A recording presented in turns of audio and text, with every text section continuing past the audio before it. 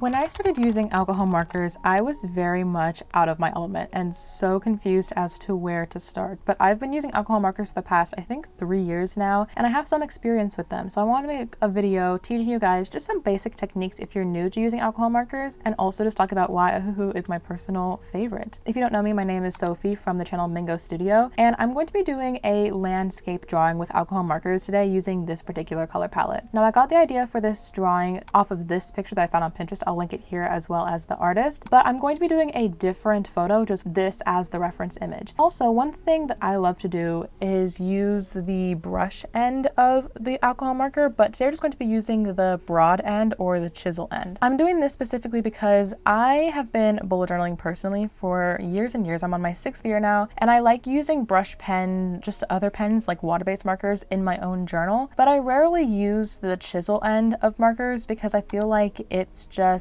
I wouldn't even say elementary, it's just that I prefer to have the flexibility and the movement that a brush nib has. That being said, when you're new to using a brush nib or you're new to using alcohol markers, it's much easier to use something like a chisel nib where it's just a flat marker that you put against the paper. It's so much easier to use than having to navigate using a brush pen that is much more flexible and will move back and forth. So if you are a beginner, I recommend, if you're trying to recreate this particular image, try using only the chisel nib end of all of these markers. Ohuhu is amazing in that all of the markers are two-ended, so you could use the brush end if you wanted, if you had this similar Honolulu set by them, but I'm going to be using the chisel nib for everything. So this particular image that I'm going to be doing is inspired by Central Park, although I'm not using an exact photo reference. It's basically multiple buildings in the background and then trees in the front coming into this park, and then the very, very foreground we're going to have a lake, or at least some kind of body of water that's going to be reflecting the buildings in the background. So for this particular image, because I am doing multiple layers of depth with like backgrounds and foregrounds and things, I did start with the very back first and kind of outlined where I wanted the buildings to be before I'm working towards the front. I'm also starting with very, very light colors because if you've never used alcohol markers before, they will not build very well. Using light on top of dark will not sit well, especially once it's dried. It's not like paint or acrylic markers where you can do light colors on top once everything is dried. Here, it's really like if you put it down, you can only really go darker unless you're using something like gel pen on top. So I'm starting out with very, very light pastels, but I will go in and add more depth later. The buildings are using, I think, about 2, maybe 3 shades of light blues and light purples to kind of add the shapes. Again, using the chisel nib, I'm using very big, broad strokes to make basically rectangles and triangles. It's much simpler than you think. And then on the left side of every building, I am doing a shadow in darker blue / a little bit of purple to emphasize the shadows. Now, in general, and this is just because our sun is yellow, in general, I feel that highlights and warmth on objects, on faces, on trees, on anything is more warm and yellow toned, whereas shadows, because it is the absence of light, is more cool toned and purpley, which is why I tried to use the yellow tones as a highlight and purpley tones in the shadows. You can see that more in the buildings. I'm going to be doing the same thing to the trees in that I added a little bit of yellow to the tops of the trees to kind of emulate that warmth coming from the sun, maybe a little bit of backlight as well. This is something I will continue to blend and work with as the video goes on, but for now, I'm just trying to emphasize that purple for shadows, yellow for highlights. And also just for reference, in this particular drawing, I'm imagining the sun being in the top right corner, which is why all of the highlights are on the top right of every object, at the top rights of the buildings, and then the shadows are on the bottom left side of everything, or where something would overlap and cause a shadow. Since this video is specifically about alcohol marker techniques, I'm not going to speak too much on things like light and shadow, but if you'd like to learn more, I would definitely recommend watching some videos and also looking into getting a reference photo, because then you can definitely analyze where the highlights and shadows are in every single situation by just copying a photo or at least using it for inspiration.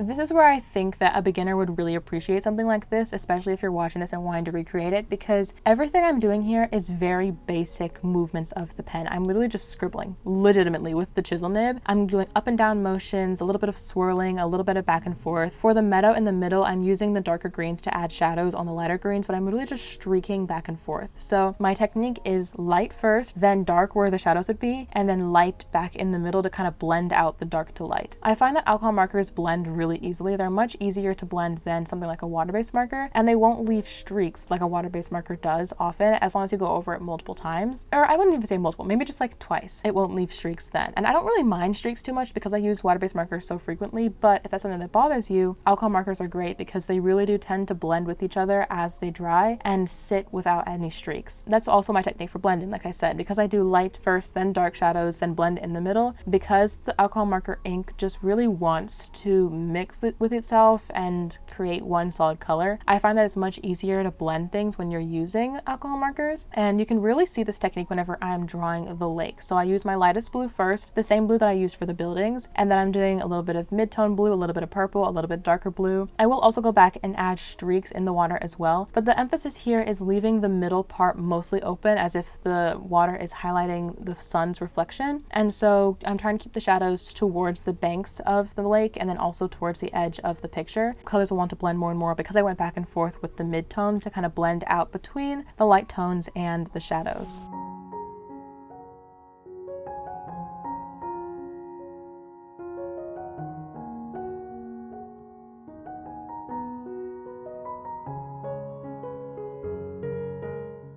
Now, as far as the reflection in the water itself, I was very nervous for how I wanted to do this. I'm using a shade of warm gray to basically emulate the exact same shapes of the buildings, but in the water below instead, and also trying only to get the tips of the buildings because there's so much meadow space in between that the entire building wouldn't reflect, only the top bits. It looks very jarring now, but once I go through with a couple layers of blue on top, I feel like it blends out the color a little bit as well and makes it seem more like a reflection than as if there were actual buildings like appearing under the meadow here. I think it turned out better than I thought it would, to be honest. That was the part that I was most nervous about, but I encourage you, if you are especially new, to try new techniques and to experiment with your art. You always will only get better if you try it and you see what you like and what you don't like, you know? Same thing goes for me. So I was looking at this painting or drawing and I was like, I don't know if I'm loving this. And my main problem was there wasn't enough contrast and there wasn't enough darkness. So I went in and added another layer of blue for the buildings to make them pop more against the sky, which in this situation is white because it's not a very realistic drawing. It's just a fun drawing.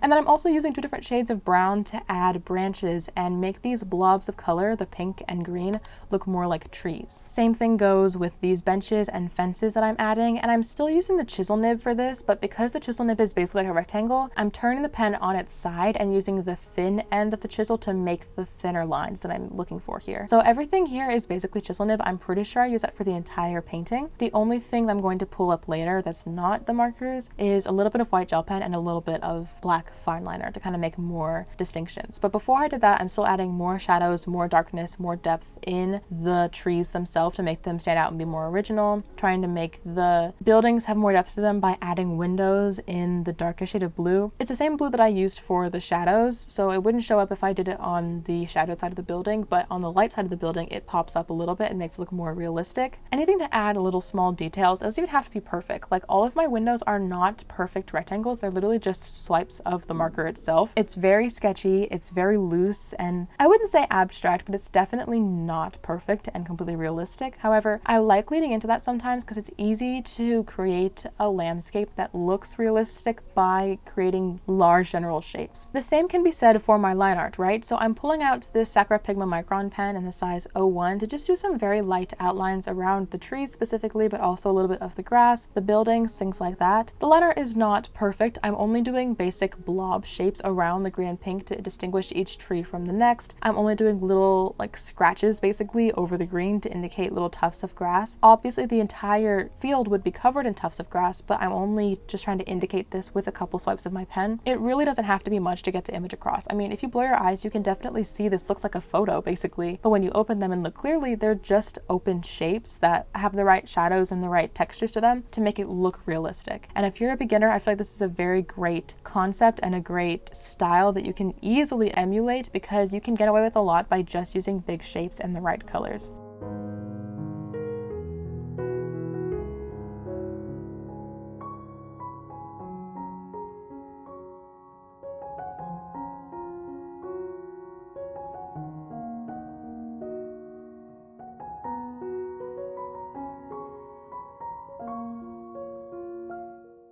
So my last little step is adding a little bit of white highlight to add some reflections to the water and also the tips of the buildings as if the sun is reflecting off of them. And with that, this painting is done. We're good. I hope you enjoyed this video. If you want to recreate it, definitely tag me and Ohuhu on Instagram. And if you want to follow my channel separately, it is called Mingo Studio and I will link it down below. Thank you so much for watching, and Ohuhu and I will see you in the next one.